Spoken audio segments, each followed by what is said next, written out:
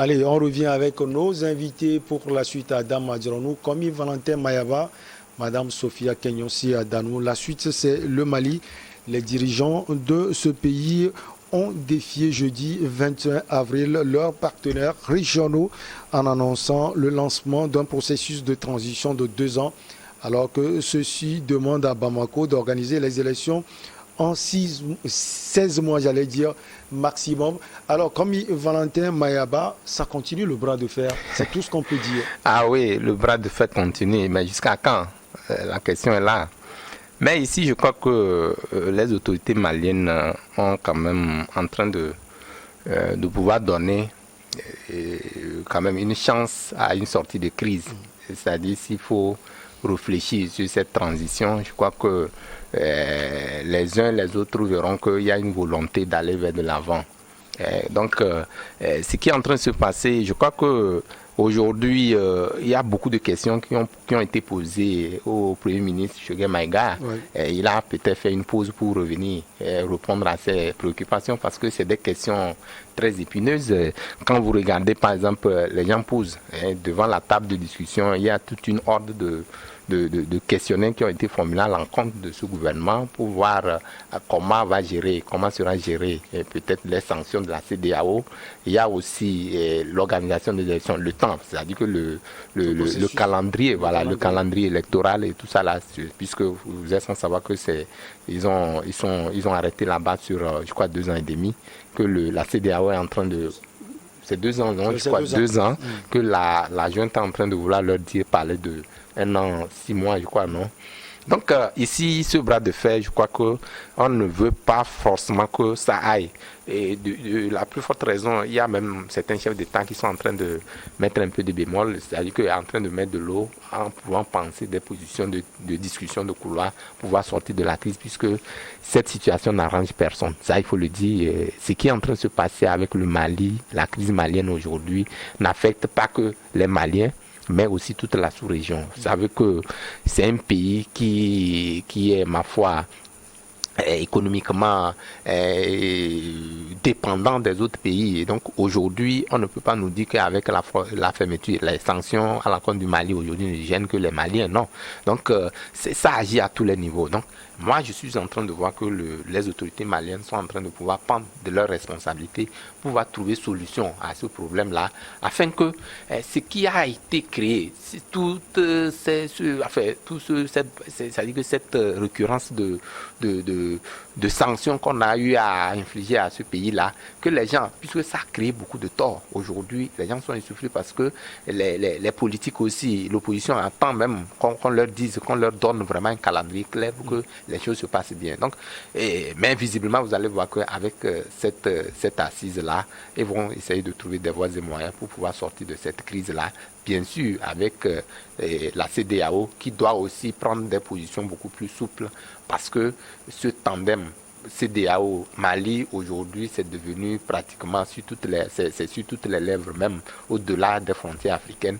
Les gens utilisent cet arsenal-là pour pouvoir donner, pour assouvir à leurs vastes besoins. Je crois qu'il ne sert à rien forcément. Nous sommes tous des frères, des pays frères, et que quand on parle de l'espace CEDEAO, il y a vraiment lieu de s'interroger sur l'avenir des pays membres de cette organisation-là, et que les autorités maliennes aussi aujourd'hui comprennent l'enjeu parce que ceux qui hier pensaient qu'ils sont là pour peut-être parler de s'éterniser au pouvoir et tout, non, je crois qu'il faut mettre les balises, organiser des élections afin que celui qui vient au pouvoir, puisqu'on a connu beaucoup de coups d'État dans ce pays-là, ce qui a été comme turbitude là, on ne puisse assister à cela. Donc, à la sortie de ces assises-là, je crois que la fumée blanche va sortir et que ça va quand même donner du sourire à tous les Africains, parce que c'est un problème au-delà des Maliens, mais c'est toute l'Afrique qui est... Alors, à entendre parler comme Valentin Mayaba, Adam Adjaranou, le consensus, il est clair, accepter les 2 ans. Oui, parce que je crois que ça a été clair. Oui, c'est le moins de mal parce que depuis lors, il est très, très difficile, même si le Mali a monté des gages de bonne foi, puisqu'il y a le ministre des Affaires étrangères togolais qui l'avait dit, et qui a dit le gouvernement malien était prêt à pouvoir considérer un certain nombre de choses. Et je pense que c'est ce qui est en train d'être réalisé. Et on l'a vu, hein, de l'intervalle, 6 mois à 5 ans, on est passé à 12. Voilà. Et moi, je pense que on ne peut pas rester éternellement sur ce dossier-là sans avoir le bout de tunnel. Parce que lorsque vous vous référez un peu à la CEDEAO, j'ai pris l'habitude de dire que la CEDEAO doit se refaire dans les pays où il s'est défait. Et naturellement, c'est vrai que si elle est très exigeante au niveau du Mali, c'est justement pour se refaire. Mais je pense que éternellement, on ne peut pas laisser cette crise-là perdurer. Il faudrait qu'au moment où nous avons déjà des exemples dans la sous-région, il n'y a pas que le Mali, on a vu le Burkina Faso qui a proposé pratiquement 3 ans. La Guinée qui est là aujourd'hui, personne ne sait de quoi sera fait dans le Guinée, rien n'est fait. Donc je pense que c'est bon d'avoir un chronogramme bien défini. Je pense que la CEDEAO doit accompagner. Si tel est que c'est une CEDEAO des peuples, il faudrait quand même que la souffrance de cette population-là aussi puisse être prise en compte dans les grandes lignes de cette décision-là qui vont venir. Donc je pense que il faudrait quand même, mais à partir du moment où nous avions vu que la CEDEAO, le Mali également a usé d'un bon artifice en faisant associer un certain nombre de chefs d'État, comme l'a souligné tout à l'heure Mayaba, et qui ont commencé déjà par faire une diplomatie de couloir pour amener un certain nombre de chefs d'État, puisque c'est la loi de la majorité. Si tel est que la question se posait lors de la grande réunion de la CEDEAO, il faudrait quand même qu'un bon nombre de pays soient pour, disons, les 2 ans. Les 2 ans, oui. J'ai l'impression que c'est la majorité finalement, au niveau de la CEDEAO, bien sûr. Oui, parce que quelque part, c'était mal ficelé par le Mali qui était mis en quarantaine et qui n'avait pas cette possibilité-là de pouvoir côtoyer ces chefs de l'État-là pour les expliquer amplement en réalité ce qui se passe, pour que ceux-là plaident en leur faveur. Aujourd'hui, désormais, je pense que ces choses faites, ça vous dire qu'il y a une certaine maturité. Que le gouvernement, puisqu'ils sont là déjà, ça fait un petit moment, donc ils ont commencé par apprendre cette politique-là qui était par le passé un peu brute. C'est ce qui a conduit au fait qu'on est arrivé à une situation assez stagnante jusqu'au jour d'aujourd'hui. Donc je pense que cette posture-là peut véritablement les aider, même s'il faudrait encore revoir ces 2 ans. Je pense que ce ne serait pas trop. Déjà, il y aura beaucoup de chefs d'État qui seront déjà d'accord à ce qu'on puisse donc concéder aux 2 ans comme proposé par le Premier ministre. Mais au même moment, moi, il y a un aspect qui n'avait pas été évoqué, c'est vrai, qu'il a levé beaucoup de questions liées au fait que le Mali est prêt aujourd'hui à quitter la CEDEAO, c'est non, l'UEMOA non plus, un certain nombre de choses données. Mais sauf que la question aujourd'hui, nous parlons de l'opinion. Lorsque nous prenons les vrais opposants, ils ne sont pas d'abord dans ce CMT-là et qui sont aujourd'hui hors du pays pour leurs opinions, qui n'étaient pas d'accord sur ce qui est en train de se faire. Or, normalement, c'est de leur droit, puisque eux sont les politiciens. Et lorsque nous définissons les voies, on peut quand même les reprocher tout ce que nous voulons, mais nous savons que c'est à eux qu'est fait donc la politique. Ils ont le droit de pouvoir donc poser des questions sur ce qu'est la transition. Ils l'ont invoqué aujourd'hui. Soit vous êtes en prison, soit vous êtes hors du pays. Mais je n'ai vu aucun, entre guillemets, député poser la question. Dire que voilà, qu'en est-il de ces opposants-là qui sont hors du pays. Il faudrait c'est à ce niveau que se trouve votre inquiétude. Oui, parce oui, que pour préparer les élections, c'est une grande inquiétude. Il faut vérifier. On ne va pas quand même les mettre hors du pays au même moment. Lorsqu'on les met hors du pays, ça voudrait dire quelque part que il y a quand même, on les reproche de beaucoup de choses. Et lorsqu'ils arriveraient, on peut les coller tout de suite un procès. Justement, ce procès-là pour les mettre hors de la course à ces élections-là, et naturellement les élections présidentielles et législatives à venir. Il faudrait quand même que cette question également soit posée pour éviter qu'on dise que nous sommes en face d'un pays qui atteste véritablement à cette posture dictatoriale que nous essayons un peu de relever et qui est liée donc à ces pesanteurs-là, à ces variables-là que nous évoquons. C'est très important, sans quoi on peut arriver à un consensus, mais ce serait quand même que déplacer le problème, et le problème reviendra parce que ceux-là vont estimer que ceux qui sont élus ou bien n'ont pas eu la possibilité de se présenter aux élections. Donc ces élections-là ne seront pas considérées comme des élections consensuelles, libres et démocratiques. Alors, quand on parle de consensus, Madame Kenyonsi Sophia Adanou, oui, certains chefs d'État sont en train de mener la danse, si on peut le dire. Comme Mayaba l'a dit tout à l'heure, parmi eux, le chef de l'État togolais, Faure Gnassingbé, qui avait rencontré son homologue ivoirien, Alassane Dramane Ouattara. Alors, pour aller vers le consensus, il faut aussi peut-être se démarquer de ces discours qui peut-être divisent. C'est le discours Des deux côtés, oui. Des deux côtés. Bon, la CEDEAO est on dirait, le papa. Bon, on peut pas dire, on dit souvent que deux personnes ne peuvent jamais avoir tort. Mais qui doit, un fils que vous jugez un peu hors de vos principes, il fait des efforts. Donc le papa aussi doit faire un effort pour accompagner, pour ramener ce fils-là dans son cercle familial à nouveau. Donc, et faire l'effort, c'est accepter carrément les 2 ans. Et le gouvernement malien est clair là-dessus. C'est 2 ans. En deçà de ça, pas question. Est-ce que ce n'est pas ça aussi, les discours tranchants? Bon, moi, je crois que c'est par rapport aux enjeux qui sont là sur les défis qu'il faut relever sur le terrain. Oui, les enjeux, d'accord. Mais quand vous dites 2 ans, la CEDEAO peut accepter. Les chefs d'État sont en train de faire des courses. Mais là, le discours, surtout de Choguel Maïga. Oui, mais qu'est-ce que vous voulez? Vous voulez quoi? Mais ils ne veulent pas. Son discours, en quel sens? Moi, je ne vois pas de contradiction par rapport à leur vision de départ. Donc, ils sont dans une vision. Quand on dit 2 ans ou rien. Oui. Est-ce que c'est un point de diplomatie? Est-ce qu'ils n'ont pas dégagé 3 ans, des 5 ans, de cette fourchette-là qu'ils avaient donnée de 6 mois à 5 ans, et que la CEDEAO s'est focalisée uniquement? Moi, je crois que c'est la CEDEAO qui n'a pas fait d'effort. Excusez-moi, c'est mon point de vue. Ils ont fait 18 mois aussi, madame. Ils avaient dit 18 mois. Donc, entre les deux, qui a fait plus d'efforts pour ramener quand même ce qu'il croyait plus juste pour lui, qui a plus fait d'efforts? Bon, moi je crois que c'est par rapport quand même aux défis qui sont sur le terrain. Maintenant, ils ont mis 2 ans. 2 ans, je crois que par rapport, il y a beaucoup de choses qui peuvent se passer. Et bon, par rapport à cette assise nationale qu'ils ont eue, je crois qu'ils seront obligés quand même de supprimer ou bien de revoir le schéma. De revoir leur schéma. Parce que sur 5 ans, ils n'ont pas dit fixe 5 ans, c'était un intervalle. Oui. Mais bon, le grand problème sécuritaire, avec toutes les forces qui sont au Mali, avec tous je dirais, les bandits, excusez-moi le terme, les terroristes, les villes assiégées complètement. Mais comment est-ce qu'on peut organiser des élections? On dit, courez élection, remettez le pouvoir civil, dans ces conditions-là, dans ce Kahin-Kaha, où on ne sait pas qui est qui, et qu'après 2 mois ou bien 1 mois, qui sait même le lendemain, qui est encore coup d'État, il faut leur quand même accorder ce bénéfice de doute pour qu'ils puissent quand même arriver à organiser les élections dans les 2 ans.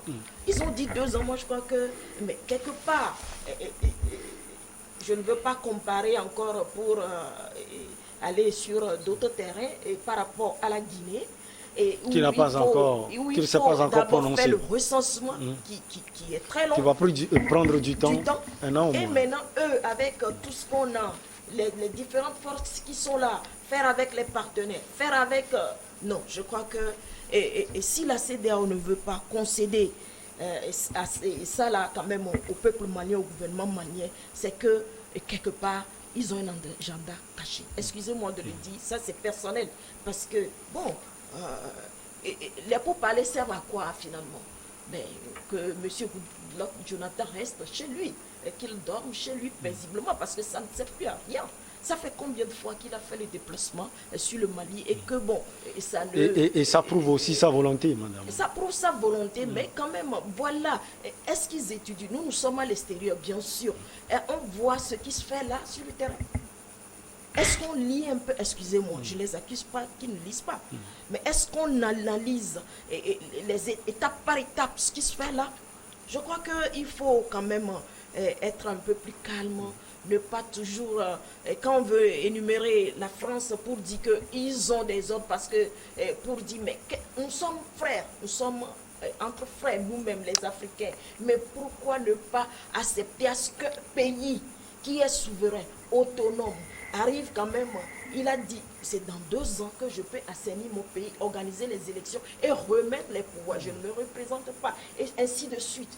Pourquoi ne pas accepter? On peut faire l'effort là, vous voulez dire. Frère, mais où est parti l'arbre sous palabre africain où on avait vu dans le temps le chef togolais, le chef d'État, le feu Gnassingbé, aller au Zaïre pour négocier avec d'autres.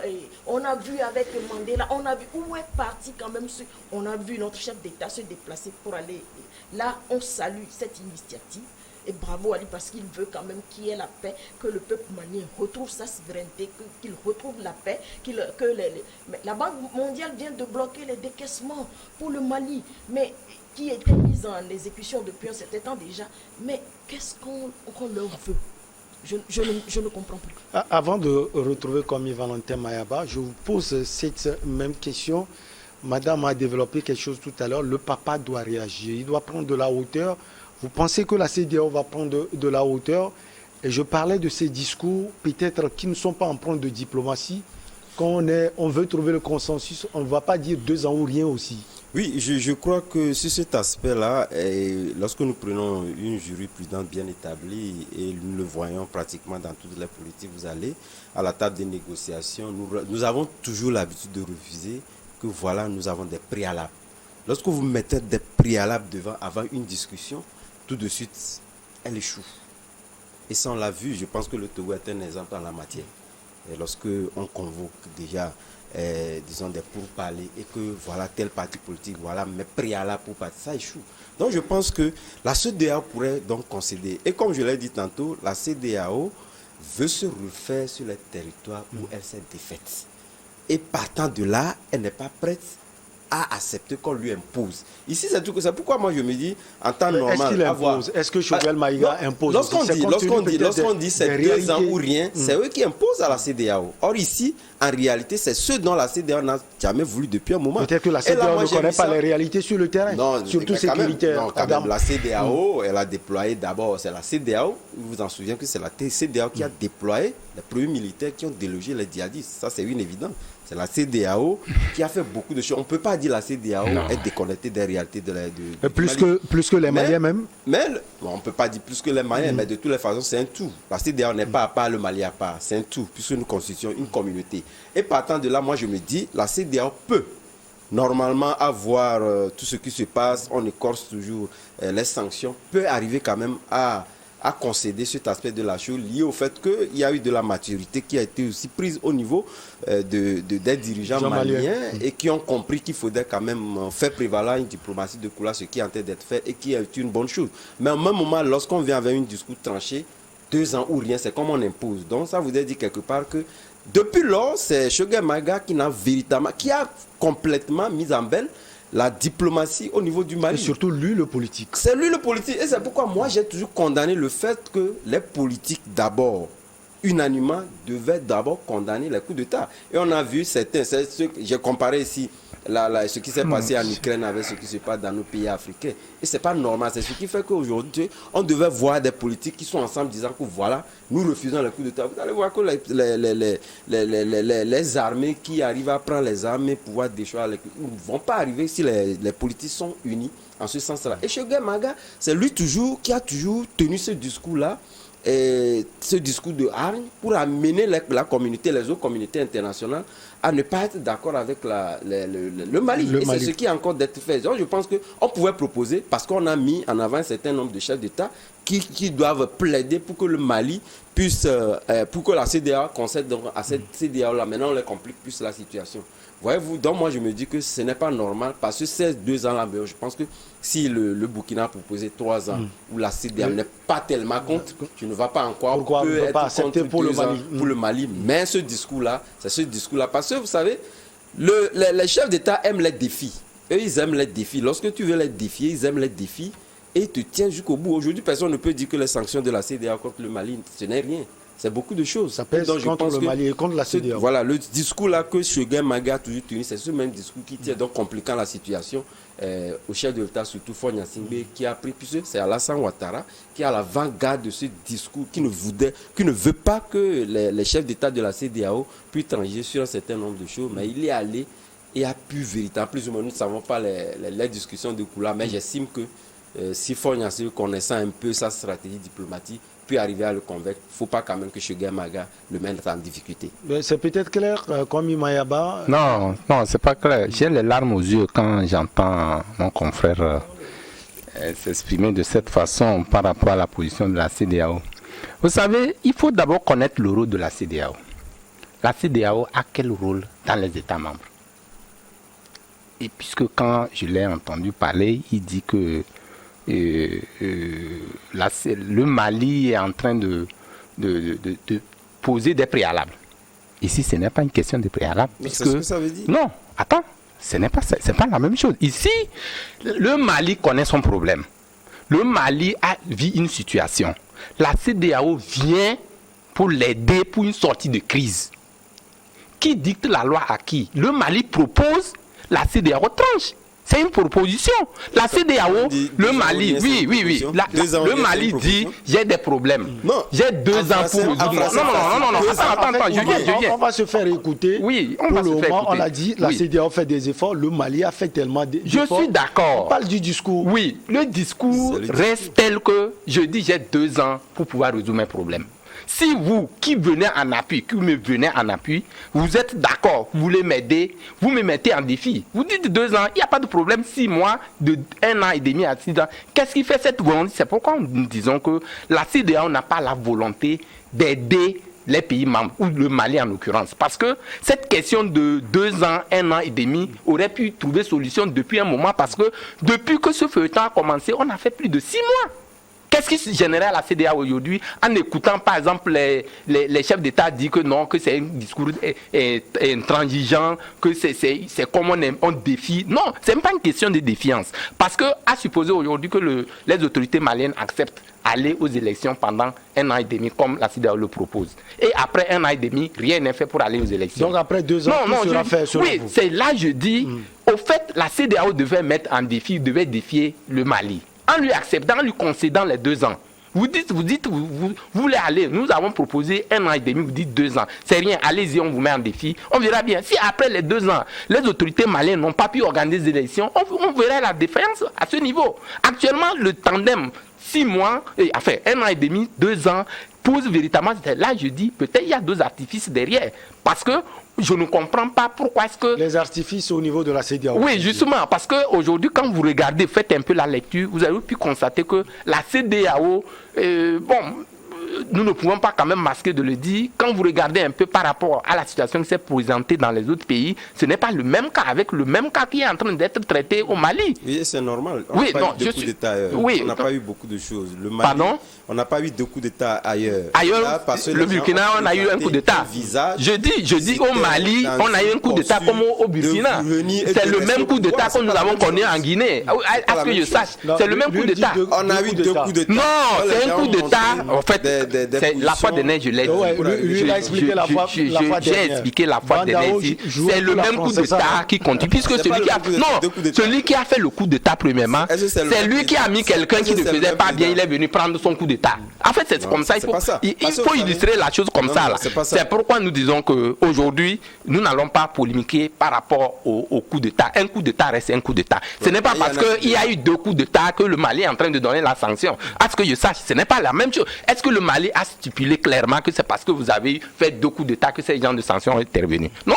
C'est pourquoi il faut quand même situer les responsabilités. Moi, je dis une chose, si vous pouvez me donner, je dis une chose, c'est que le Mali seul connaît ses problèmes et que la CEDEAO a en droit d'accompagner ce pays pour une sortie de crise. Sauf que si la CEDEAO reste une CEDEAO des peuples, je pense qu'on peut faire l'effort de surpasser ces problèmes de temps et regarder le devenir du Mali et l'Afrique dans son ensemble. Allez, on marque la pause pour le journal. On vous retrouve, chers invités, pour la suite de Regards croisés.